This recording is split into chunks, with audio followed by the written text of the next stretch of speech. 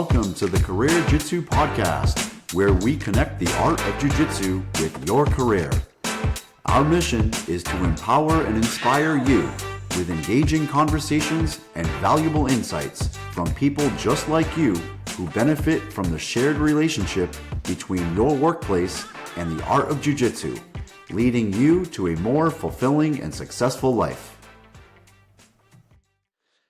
Welcome to the Career Jiu-Jitsu podcast. We are so excited today. Today, our listeners are going to get an inspirational episode today because today we have Rolando Torres. Rolando is a BJJ black belt. He is a BJJ school owner, and he also is a field operations person for the a AAA baseball team for the Pittsburgh Pirates. So his love for BJJ and his love for baseball too, we are going to tap into all of that, along with understanding the mindset and the benefits of Brazilian Jiu-Jitsu for mental health. So we are excited for this podcast today. So thank you for joining our show, Rolando. Hey, thank you guys for having me again. Our pleasure entirely.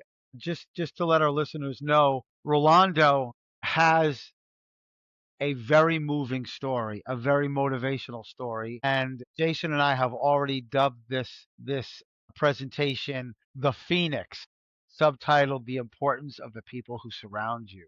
So we want our listeners to get excited, buckle up, put on your helmets, snap them, and get ready for a very exciting up and down journey with a lot of twists and turns. So, Rolando, we're going to step into a time machine right now and go back to the days where you were just a little boy in the Bronx. And let's start from there and build your story so that our listeners can understand you better. Yeah, awesome. I grew up in the Soundview area of the Bronx. I'm in a really rough time, early 90s. It was a very interesting, traumatic experience, but it kind of built me to be the way I am today. We grew up in a time where my dad was involved in an organized crime ring, a lot of drugs being sold, kind of just things that are not the norm for people every day, and as far back as I can remember, pre-K was these very little snippets of events that happen around the neighborhood.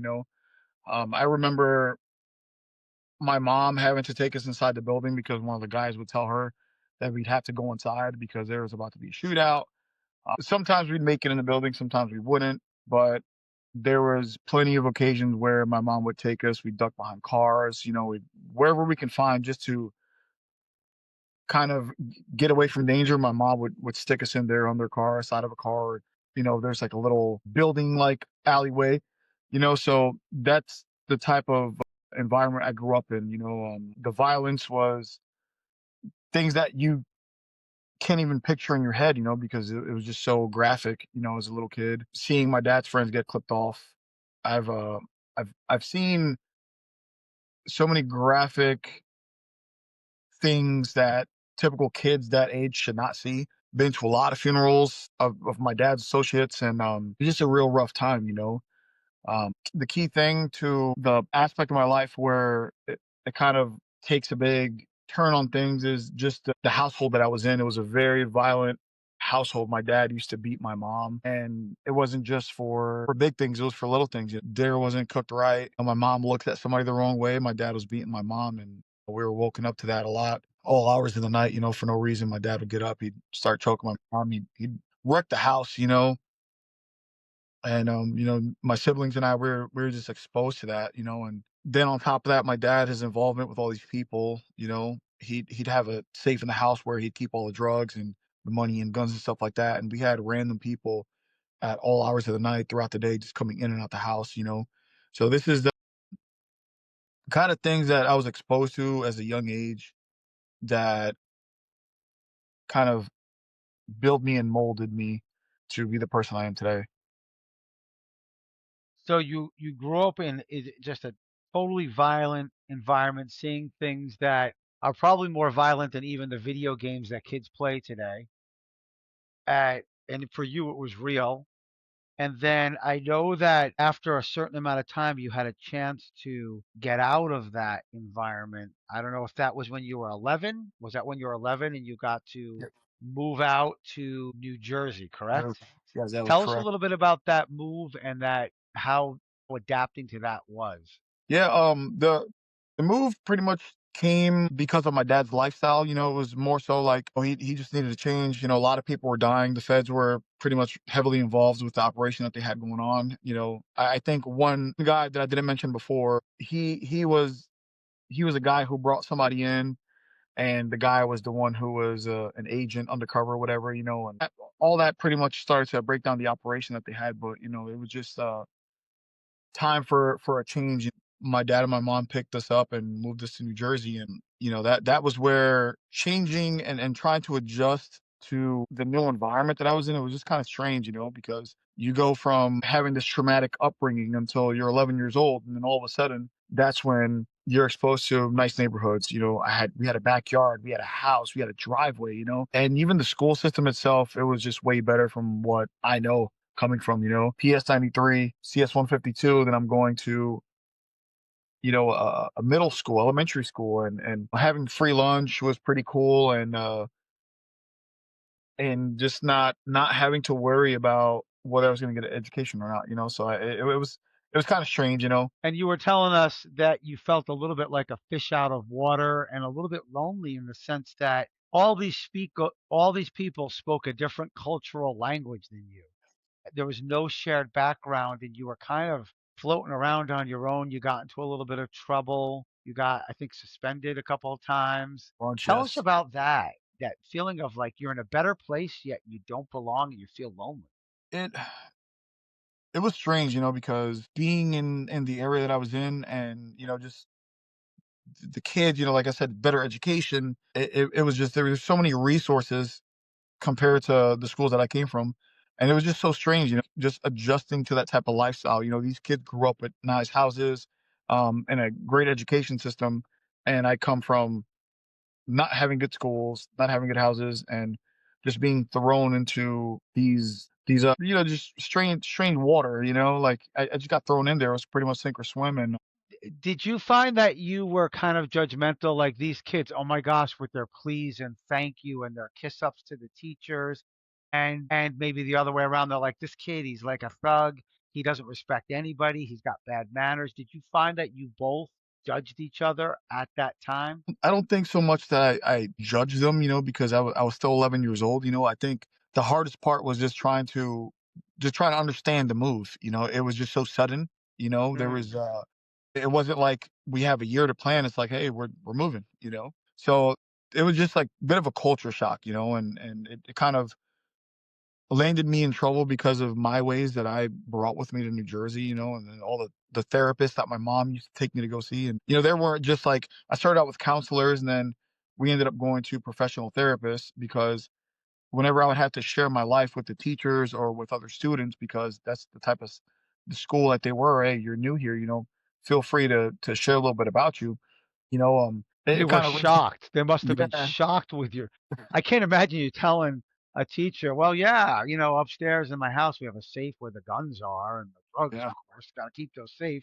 And they Yep. must have been absolutely floored when they heard your story. Yeah, my mom was notified, and that's when all the therapists and everything kicked in, because that was kind of like the starting point of many doors opening in my lifetime, my parents, and just all the struggles I went through. So you started to kind of assimilate, and then unfortunately, I know that things didn't. Once you started to feel like you fit in, you were starting to inculcate all that culture and assimilate, then all of a sudden, what happened? It all started with my parents, and when my parents started their whole like divorce. And this is when I started to feel like I'm kind of fitting in, and I'm starting to get comfortable. Mm. My parents kind of go their separate ways, and that was just a disaster. It was just a bag of worms that didn't need to be open, especially for somebody at the time who was 12 to experience. My dad leaving, him pretty much going back to the lifestyle that he was into, and then coming back. And then when he came back to the household, my mom let him in. He tried to marry my mom, and I say divorce before, but like he wanted to actually marry her, and she said no, and it went right back to being a violent household. So when she got rid of him for the last time, she ended up finding somebody new, and it was just a whole mental game, should I say. I didn't mention before, but it's a big mental game for me, because Mm. we don't know what's happening. We don't know how to handle a situation like that. You're 11, 12 years old, and my sisters are several years older than I am. And then my mom not being present because she was with somebody else, and she was still pretty fresh to the whole breakup, like everything was new to her. And I'm pretty sure it affected her big time. Mm. And then from there, uh, I think you had to go back to the Bronx, correct? Yep. I went back to the Bronx because we had lost our house. And after, a short period, it wasn't many years, but we ended up losing our home. And I went back to the Bronx and went to my dad's house. We were living in the Burnside area of the Bronx, which is right off the Grand Concourse. For people who know, and for people who don't know, it's about 5 minutes away from Yankee Stadium. And it was a time where my with somebody else, and like I said, he was still dealing with the same people he was dealing with, selling drugs and stuff like that. All I wanted was my dad. And Mm. we'd go back to the old neighborhood. We'd visit friends, family. My dad would pick them up, and we'd go to Shea Stadium, watch baseball games because we're Mets fans. And that living in New Jersey and then going back to another part of the Bronx, like a part of me made me want to, go back to where I lived at. I missed it, because that's pretty much all I knew. That was your home. That was your place of comfort, even though it was violent. Yeah. So then just take us ahead now. What was so I know that you started to get into some trouble. I know that you had some issues with the law. Tell us a little bit about that and how drugs started to infiltrate into your life as a method of quote unquote therapy. Yeah. Well, I got arrested. Had gotten arrested in school. Had some weed on me. About 3 weeks after that, but yeah, about 3 weeks after that, a few days before my court date, it was like the weekend before my very first court date, I'd gotten arrested again, and I got put on probation and all that.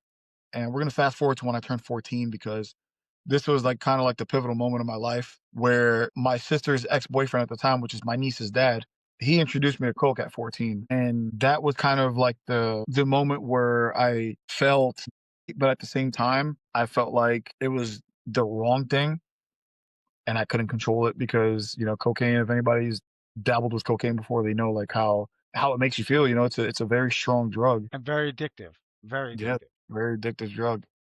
So now you're falling into the trap of drugs, kind of helping you deal with all of this violence and everything going on in your life. And then something else happened that was kind of good around the same time, correct? Yeah, my sister's ex-boyfriend, who she yeah, yeah, it is. Well, the one who knocked on my door was my sister's first boyfriend when we moved to New Jersey, and then a couple years after was where she met my niece's father, who lived on the same street as us, and he's the one who introduced me to coke. He was 17, yeah, about 17 at the time. So here I am, a 15-year-old, and we get a knock at the door, and it's my sister's ex-boyfriend. I'll say his name, Jay. And, I had just got done doing drugs probably like an hour before that, maybe a little bit more, who knows? And it was coke. And he came in and he just pretty much laid it on me. He's like, hey, man, listen, like, I'm in the area, I'm coming to see you. Like, I've been doing this thing called jujitsu. And he just puts me in an arm bar, he's messing me up for like 15 minutes, and just to give me more detail on it, he was explaining like, back in the 90s, we had those like infomercials at like 2 a.m. So when you wake up, there's like the same thing repeating over and over and over. And they're like trying to sell you jewelry, trying to sell you like this window washer. And then there was the one with the UFC where they'll show the knockouts and it says, for $29.99, you can buy this and then you get another one free, So like he was explaining all that to me. I'm like, okay, so I kind of had a general idea, but he was the one who brought me to my first class. Him and the three J's that we had, black, gray, and red J. So those are like the three most important guys in my life when it comes Wait, to. what Jay was he? Which Jay was he? He was the red J, because gray J was the Okay.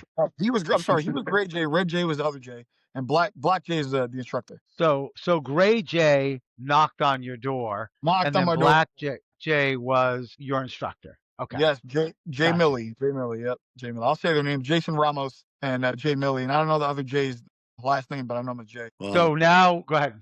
Go ahead, Yeah, Jason. so yeah, I mean, hearing this story, for our listeners, we're hearing a story here of someone who experienced domestic violence as a child, experienced things that not any children should see, abuse of his mom, getting involved in drugs and having using drugs as an outlet to escape all of that pain, and then discovered jujitsu. And so now, Rolando, for our listeners, can you explain a little bit about your perspective on what jujitsu has done for you? Because for you, I think that BJJ was a catalyst for self transformation. So, can you explain a little bit about how BJJ started to help you discover that there were more positive outlets in life to focus on and how that helped you keeping you away from negative things? Yeah, it was one of those things where like you're stepping into like uncharted territories. You have no idea what's gonna go on, and it was just such a humbling experience, going in there getting beat up by the smallest dude in the room, and especially coming from the mindset that I had, I was like this tough guy. All I knew was boxing before that, and the it was just so humbling, but the most important thing that I learned was that there's people that cared about me where I was training at, and there's just that's the only way to really explain it. You got two different groups of people here. You got people who are gonna feed you all this negative energy, feed you the drugs and all this bad stuff. Then you have the people at the gym who are sitting there encouraging you to come back in and be better. And the fact that I was the youngest guy in the room and they were hesitant about letting me train was, it was my calling. God placed me in the right place at the right time. And they probably would have turned me down, and who knows what would have happened to me. There were just so many things going on at that moment. Just facing adversity. Is like the most important part at that very moment. There was still a bunch more that unfolded afterwards. But I think that's pretty much it. I think that's fascinating that for a while you were literally having one foot in this family that you developed at BJJ who were good people with good mindsets that actually cared about you, and the other foot in your old family, your old friends that not necessarily wanted the worst for you, but they were doing the drugs and they were selling the drugs and they're like, this is how you make a living. And you were kind of like having the devil on one shoulder and an angel on the other shoulder. That must have been a weird place to be. Yeah, it was very strange. Just because having good and bad, it's kind of crazy thing because I'd hang out with the bad people. Like I ended up moving back to the Bronx and going to high school there, and the people that I had pretty much in my circle were the ones who were kind of influencing all this negative behavior that I was displaying. And I was hurting people, physically hurting people. I was doing all types of bad things. Just things that I can't imagine now. Like, a little 16-year-old kid doing to people. And just the drugs and just all the things we were doing, and then there was a good side of me that felt bad after a while. I'm like, should I be even doing this? Whenever I'd go back to jiu-jitsu, I'd have these people who were just sitting there rooting for me. You don't have that. You got your bad people, you got your good people. So like the good angel, the bad angel, it's 100% a real thing. It definitely is for all of us, but especially for you at that period, that juncture in your life, that crossroads. But obviously, we know the ending here. We know that you chose the higher road, which was not the easier road, but you chose the higher road. And so you started to get really good at jujitsu, and that led you some places. Tell us about the places it led you. Led me a couple places. Puerto Rico being one of them. The once again the pivotal moment was when it was like 6 days after my 17th birthday. I overdosed on coke, and when all that was said and done, I came to, and I was very sick for a while. Later on that night, I went out, and I chose not to do drugs that night because of how bad I felt. And I left who was then my girlfriend and a good friend of mine, Chris. I left them there. Went back home. I didn't want to be there. That was kind of like that was the icing on the cake because that's when I realized, like, what am I doing with these people? You know, like they're not doing me any good. Moved to Puerto Rico after that. You know, I met some great people out there, Micah Rosa, Hector Velez, all those guys were amazing, you know, and the jiu-jitsu out there, it was kind of on the up and up, you know, not many people knew about it.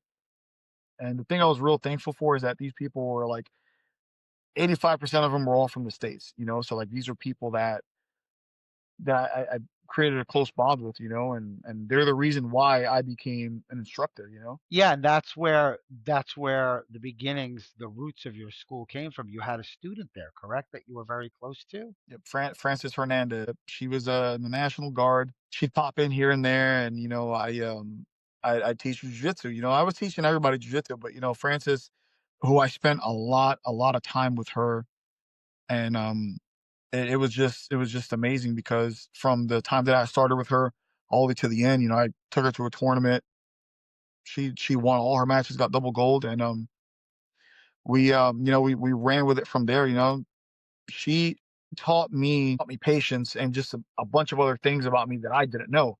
You know, she taught me how to speak to people when I'm showing instruction, and it was just such a great time. And she was such a great person to me. And she got her brown belt. She trains out of Westside MMA in Little Rock, Arkansas, under Rolando Rolly. They call him Rolly. The guy from he was on the UFC. Rolly Delgado. That's who she trains under. So she's there now, and you know that was kind of like the icing on the cake. You know, that was what really made me interested in wanting to teach. That's awesome. I think, being involved in a jujitsu school and surrounding yourself with different coaches and different influential people, positive influential people, was a huge part of your ability to get out of that world you were in. I think it's one of the things. I own a school myself, and I get a lot of teenagers that come into my school, and I like to think that I'm making an impact on them. And when I hear this story, I it's as an academy owner, you want to be able to at least be able to change one life in the way that your coaches changed yours. So it's very inspirational for me as a coach to hear your story, because if there's one person I can do a service to turn them into going from rock bottom like you had all the way to where you are as a BJJ black belt, that is amazing. So thank you for thank you for that inspiration. Frank, you got something? Yes, yes. So now you from Puerto Rico, you have Francis as your student. You recognize that this is a passion and a love for you. And so now you come back to the United States and you're going to build your own school, and you're also going to build another passion in your life. So tell us a little bit about building your school and then your other passion that you are working in right now. Yeah. Well, I came back. I ended up having my first daughter at 23, and you know, my wife and I pretty much we just decided we're gonna pick up and go. You know, because I mean, I had a buddy who had moved out to the Midwest, and he was from New Jersey. I pretty much followed him. You know, needed a new life, and then I came out to Kentucky. I was there for a week working on the farm, and then I got a job as a correctional officer up in Indy. So went out there, you know, spent the month by myself. As a correctional officer, did you ever need to use your jujitsu? No, actually, no. As a police officer, because I didn't disclose, and you know when we spoke before, you guys know I was in law enforcement. But as a police officer, I've had to use jiu-jitsu 2 times. And how did it work out for you? I worked out very well, very well. I didn't have to hit nobody. I didn't have to choke nobody. You know, it was just very straightforward, maintaining control, and you know, getting home to my family. Nice. Nice little shout out there to our law enforcement Yeah. people who do Yeah, jujitsu. we do have a few episodes on of law enforcement guests that, you might want to check out for our listeners if you haven't checked it out yet. So, can you talk now a little bit about your new career? I know you're a BJJ Academy owner, but you also found a job doing something really interesting, being a fields operation person for a baseball team, and you did it. Yeah, you told us that you got into this because of your love for baseball. So can you talk a little bit about that? Yeah. I work as a grounds crew guy. I'm pretty much I'm the guy who changes the bases. We make the lines, the foul lines. We rake the warning track. We rake the field, or as we call dragging. We put tarp out when it's raining. I've always been a baseball guy. I just think we I lost go you for a absolutely nuts second. when I watch baseball. Reconnect. And when it comes to being on the field itself, it is just absolutely therapeutic. It's amazing. It's it's just like mental clarity, like you're having a rough day at home. There's no jujitsu, but I know there's baseball. My entire mood changes. And I tie it in very, very much with jujitsu. And the reason why I tied in with jujitsu is because the camaraderie, like the people you meet, the friends you make, the stories, the experiences that everybody has to share, right? My thing is from a mental health aspect, right? If I'm at home and I'm just sitting there all day and I'm in a bad mood, what's gonna make it better? Sitting there's not gonna make it better, right? If you're depressed, you're sitting at home and you're crying all day. Staying there is not going to make it better. You got to get up. You have to find something that you're passionate about. So that's what I did. I found a job working at the field. I go there. I look forward to it, because if I don't look forward to it, I'm not going to look forward to jujitsu. If I'm having a bad day and I go to jujitsu, I'm going to have a bad day at jujitsu. Some days I might, some days I might not. But knowing that I can go to the field and I could not have a worry in the world. I could talk to people, find out how they're doing, just get all types of insight on their lives, their experiences and everything. It's just so it's amazing. Yeah, the self-realization, right, of being able to connect both things that you love, both passions of baseball and of BJJ. So, when you're at the academy, you're like you're loving life because you're rolling, you're doing what you love. And then you get to wake up the next morning and go to work, which is another passion. So it's like a compounding effect that is very fulfilling. That is the key to happiness right there, Rolando. So you found it.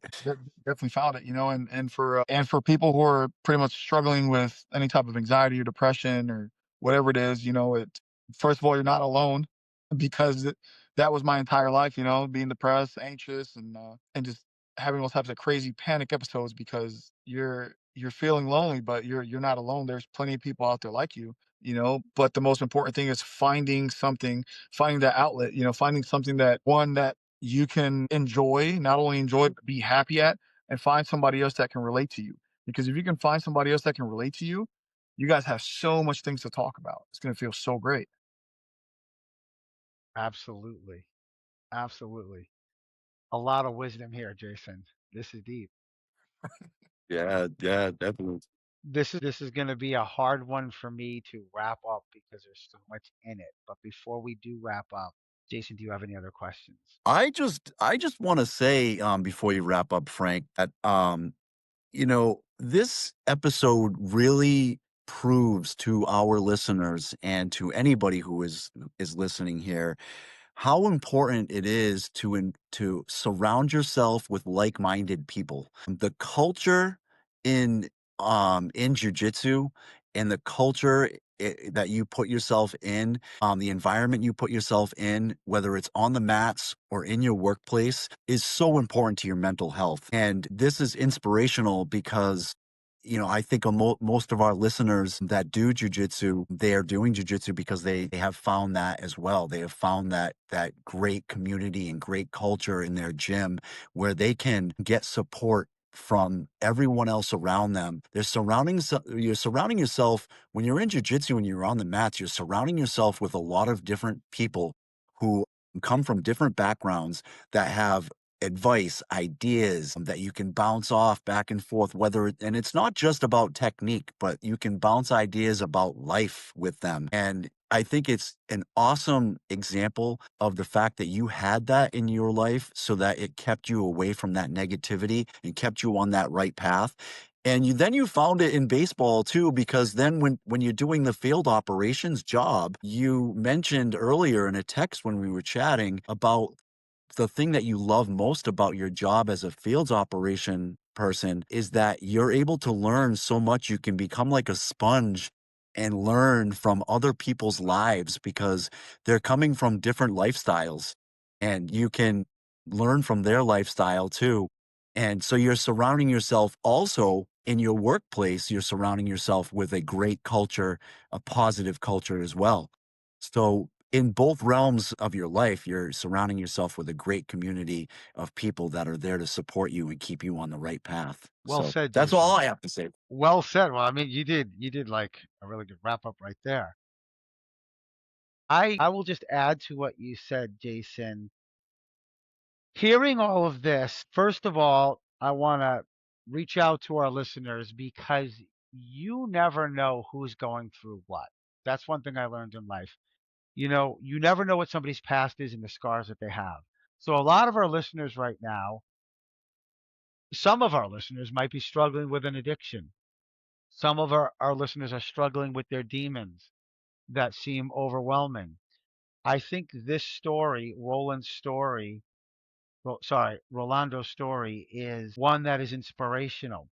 And it just kind of popped in as an epiphany when I said like this session should be called the Phoenix, right? I was just thinking, I teach Maslow's hierarchy of needs. It's basically says that human beings, like when they're struggling the most, they have to worry about their physical safety. Once they have that, they can worry about first physical, they need water and food. Second, their safety. Then their social, do they have people around them? Then their esteem, and finally self actualizing.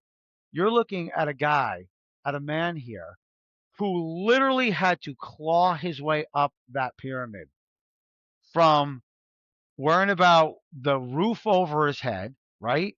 With his next meal, that kind of stuff, worrying about safety, literally dodging bullets, finding out where he fit in, building a self esteem, and finally self actualizing in two careers that he absolutely loves: a teacher with his gym in jiu-jitsu and field operations in professional baseball. This, what you have offered us, Rolando, is basically a plan book of how one goes from the bottom of that pyramid to self actualization. And I'm just going to point out, although you gave us uncountable examples, I'm going to point out four that are salient to me. Number one, people who are facing severe adversity and have every reason, not excuse, every reason to fail can always find a way. Number one. Number two, you are a product of the people who surround you. And when we're talking earlier, Rolando, I love that you said, which is one of my quotes too: tell me who your friends are, and I'll tell you who you are.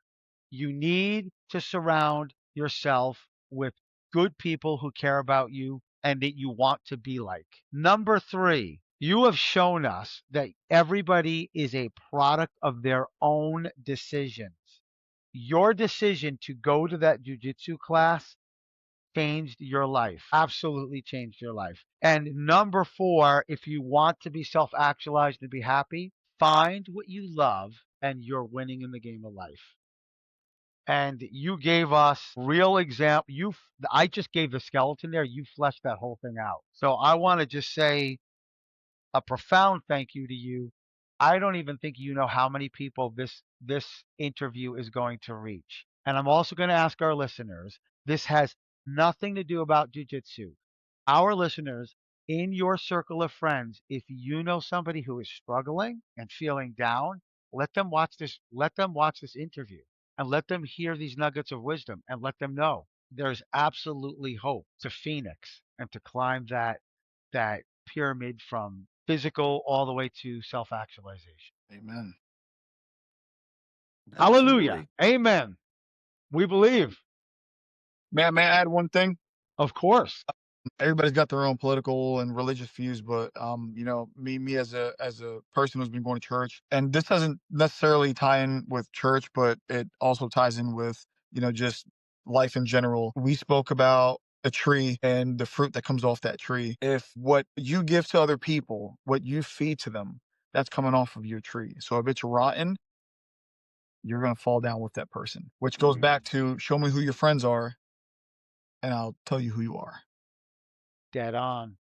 Yeah, that's powerful, man. When you give, you get. Yes. Absolutely. It's karma. There's a lot of ways to describe it, but we all understand the power of that. And Yeah. today you gave a lot, Rolando, and we are grateful for you. Thank you. Yeah.